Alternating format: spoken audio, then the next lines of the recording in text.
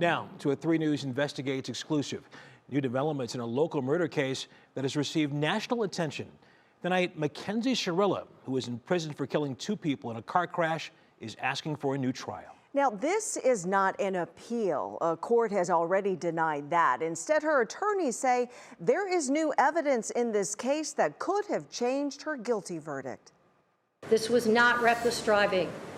This was murder. The new court filing by a new attorney for Mackenzie Shirilla centers on new evidence. A medical expert who says she may have suffered a medical episode at the time of the crash that killed her boyfriend Dominic Russo and their friend Davion Flanagan. I think that if given the opportunity for, a new trial here, there's reason to believe that the outcome would be different. The then 17-year-old Shirilla drove the car into a brick wall at 100 miles per hour. In a 2023 bench trial, Judge Nancy Russo found Shirilla guilty of murder. Her actions were controlled, methodical. In Ohio, a murder conviction requires proof of an intent to kill. Defense attorney Eric Nemechek argues that her trial attorney neglected to present evidence of her medical condition that can cause seizures. In layman's terms, are you basically saying that her defense attorney at trial dropped the ball?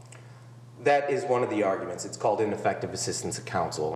In a legal move called a Petition for Post-Conviction Relief, or PCR, Shirilla is asking for a new trial in light of a new medical opinion from UH neurologist Dr. Kamal Chamali, who reviewed Shirilla's medical records and crash data. He found the evidence to be consistent with Shirilla having suffered a medical episode at or around the time of the deadly crash. I wish I could remember what happened. And that her complete amnesia is a classic marker of a seizure, as was her failure to brake. However, in response, the intent was obvious. There was no attempt to slow down or stop. Prosecutors argue that it is too little too late, calling the doctor's opinion speculative, and that the defense petition was filed 1 day late. A spokesperson for the Cuyahoga County Prosecutor's Office said in a statement, "We are confident in the integrity of her conviction. Our brief in opposition articulates many reasons why this petition should be denied."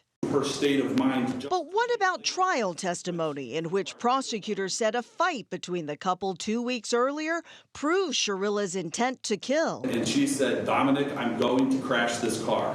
The defense claims her trial attorney failed to present these text messages from that day that flipped the prosecution's narrative about who was threatening whom, including this one in which her boyfriend purportedly says, "I'm sorry." You're petitioning before the very judge who not only just convicted her, but excoriated her during sentencing.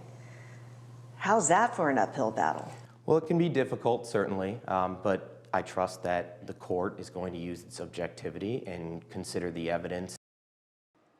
The prosecution does have a chance to respond to this new motion by June. Meanwhile, Shirilla is in a women's prison now serving a sentence of 15 years to life.